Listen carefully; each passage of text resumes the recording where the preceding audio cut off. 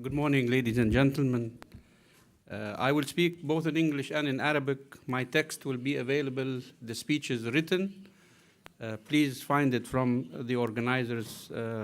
Some of the points that have been said before will force me to cut some parts of my speech short. But I represent a country, Egypt, a nation with 7,000 years of civilization, a nation that has been united for centuries, and a nation that always stands proud to represent diversity and to represent cohabitation and coexistence over a long period of time. Egypt is now facing a very difficult war on terrorism on 4 fronts. We are facing that on the eastern borders, on the western borders with Libya, on the southern borders with the Sudan, and domestically, which is the 4th front. And if you read and follow papers, you will see daily casualties and daily killings happening amongst the civilians, police, and security forces in Egypt are paying a very heavy price in order to fight alone, and unfortunately and regrettably without any foreign assistance, strong foreign assistance. In fact, what we are seeing are punitive measures on Egypt instead of assisting Egypt in this war on terror. I have divided my presentation to 2 parts. The last part may be more important. What can we do in terms of cooperative security and in terms of measures that both of us have to think of and enlist? But before doing that, you cannot proceed without stating very clearly that for any of these measures to succeed, as has been said before, you need a common dialogue. You need cooperation. You need common understanding amongst the partners to outline what are the root causes of terrorism. And that, in essence, is extremely important. Some of the points that have been mentioned, I will not repeat, but I have defined the root causes in 8 major areas. One of them is religious, misconceptions, wrong interpretations of Quran, of Hadith, and so on. And unfortunately, religious belief deviation.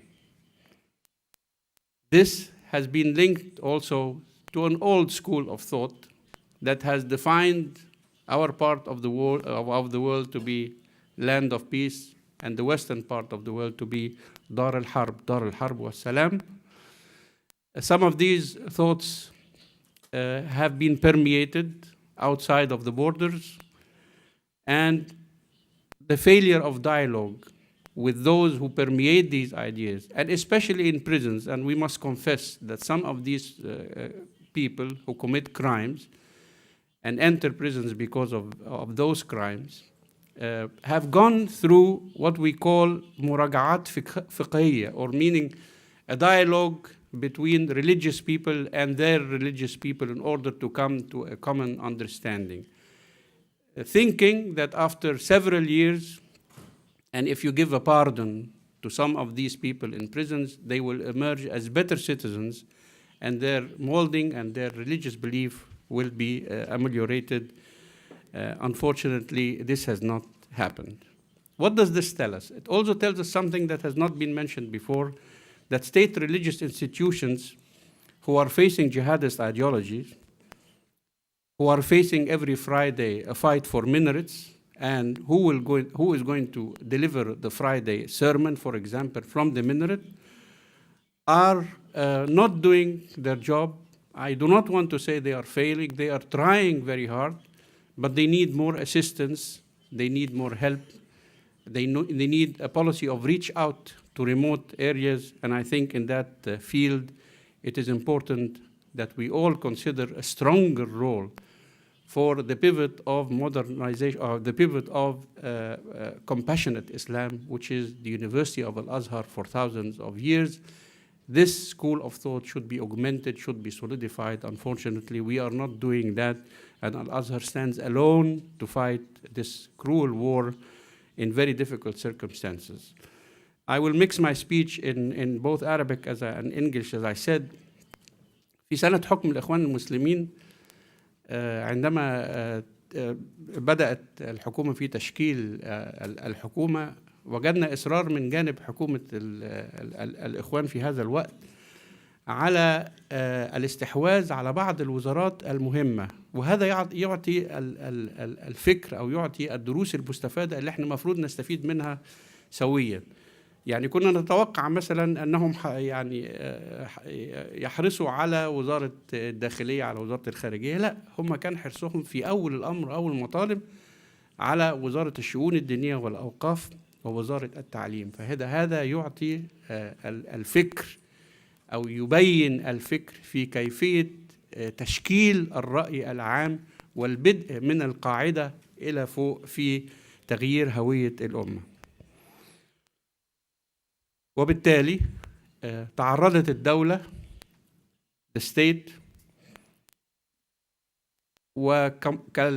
كموديل أو concept of a state باتهام أن مفهوم الدولة هو مفهوم غربي، وأن كل رموز الدولة سواء كانت هذه الرموز الجيش أو الشرطة أو القضاء، العلم، السلام الوطني وخلافه، هي رموز قديمة تسقط أمام أحلام الخلافة الإسلامية. Something has been said about sources for funding terrorism. I think this is a very important point. And yes, we need to dry out, but how? How can you augment state and international control over illegal financial dealings, money laundering, surreptitious use of voluntary or zakah money, for example? We need a better system of information sharing in order to detect and interdict this dealing that goes in the field of millions. The second point is the theoretical explanation, and we have seen this in IR theory for ages, the inability of old and traditional societies to cope with the rapid process of westernization and modernization. The third root cause would be the economic root causes, and the fourth would be the political root causes. And I once again, I add my voice to the fact that as long as the Palestinian case remains unresolved, as long as we are seeing daily on media propaganda these mass killings of innocent Palestinian people, and as long as we are not seeing a light at the end of the tunnel, this will remain a very difficult root cause, breeding terrorism in our part of the world. And again, nothing has been internationally done to work cleverly on how we can interdict the returnees from Afghanistan. And this is an important point because there will be returnees from our region very soon. Returnees meaning those who went and have returned to their homeland. We are now fearful of the returnees to Europe. I am saying that we did not think properly of the returnees from Afghanistan who constituted the base for what is happening now. And of course, discrimination, racism, and xenophobia. Educational voidness, this is point number 5. Social root causes, point number 6. And here, let me highlight the issue of youth. Youth who constitute, for example, more than 40% of the population in Egypt below the age of 40. Again, youth must be molded within the political system. They must become politically active, and their problems of finding a place to get married, finding a proper education, as long as you are going to neglect this problem and put it aside, you are going to allow this young segment of the society to fall into the wrong hands. And finally, number 8, the technological root causes, because I fear modern day technology and IT has facilitated the spread of terrorism. Now, my last point. What are the measures we should take in terms of cooperative security to fight terrorism and enhance this kind of cooperation? I will pose a series of questions, and perhaps you can find the answers to these questions and the answers to how we can work together in terms of cooperative security. Has the international system succeeding in developing models of cooperation that endured the test of time? I don't think it has. And perhaps it is time to revisit many issues related to terrorism, preferably under a UN mandate. And yes, there must be cooperation with regional organizations, as mentioned by Ambassador Masada, League of Arab States, GCC, ASEAN, OAS, and definitely NATO, and so on. But you need strong political will from your parties.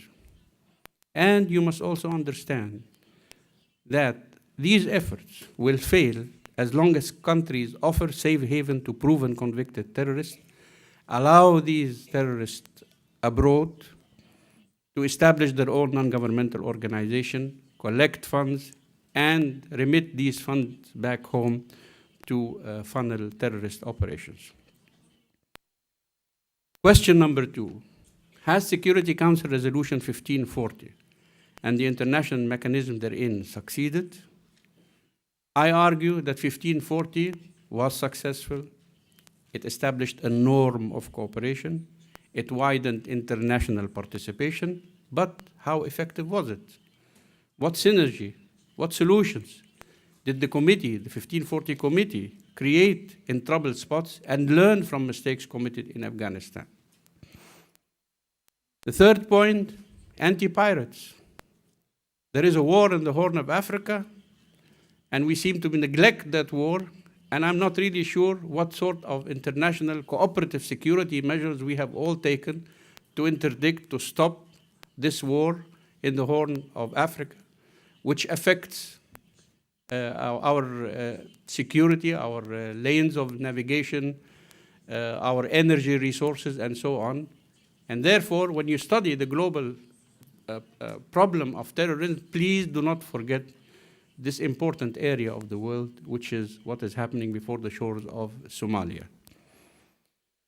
Has coalition and NATO forces succeeded in Afghanistan by advancing a no-military solution without the wide omnibus root causes of terrorism that we have all outlisted in this panel?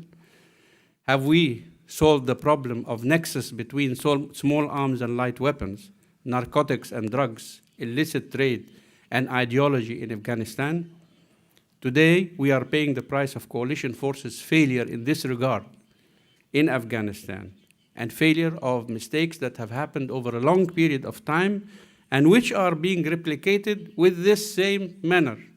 Small arms, light weapons, drugs, ideology in parts of the Middle East. The second point is, I participated as a NATO ambassador in many of the military exercises, events of active endeavor. And I thought at the time that this was an excellent cooperative security measure in the Mediterranean. But studying what has happened in the past 3 years, I posed the question, has active endeavor successfully interdicted the flow of weapons to Sinai, Syria, and other places in the past 3 years? And then, why haven't we used better modes of cooperation between NATO and Mediterranean countries, such as the one mentioned on ICPs? And then comes the point of Operation Unified Protector in Libya.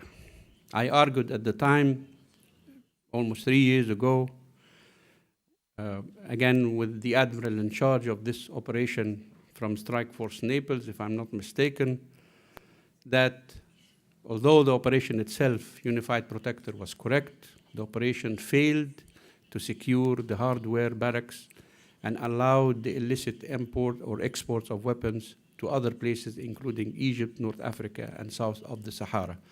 At the time, I was worried that the opening of these barracks and the outflow of between 6 and 7 million weapons in Tripoli alone are going to end up in new Quetas, in new Peshawars, in other parts of the world. And then we speak of cooperative security without doing anything. Where is NATO? Where is cooperation in the field of satellite imagery, infrared equipment, aerial reconnaissance, and intelligence sharing with friendly nations such as Egypt? Please go back to a statement delivered by Jay Gordon, a retired Navy commander and former Pentagon spokesman, only a few days ago, on October 2nd, who said that we are not listening enough to Egypt. Egypt needs assistance in these regards, and we have to help Egypt in these regards. Therefore, the concluding point here is that you need to cooperate with countries with experience in combating terrorism, and countries who are willing, with political will, to participate. And I outline United Arab Emirates, Saudi Arabia, and Egypt. And these countries, incidentally, advocate a very interesting strategy, that it is important to include Africa as well. We need a comprehensive approach, that one that tries not only to the military dimension of terrorism, but also other factors as well. You cannot, ladies and gentlemen, build a sound military doctrine fighting terrorism on temporary shifting sands or ephemeral alliances. The enemy of today may well be the ally of tomorrow. Many people have listed mistakes committed in this regard, including what was written by Anthony Kordsman on October 9th, when he argued that this was, quote, "This was particularly true when the United States fails to honestly address its own problems and mistakes, minimizes the cost and risk involved, and exaggerates criticism of its allies. Strategic partnership need to be forged on the basis of an honest understanding of the differences between the partners," unquote. And therefore, I ask, who is responsible for this confusion? In a war of terror, your objective must be clear, and your partners must be well chosen. This is not the case at present.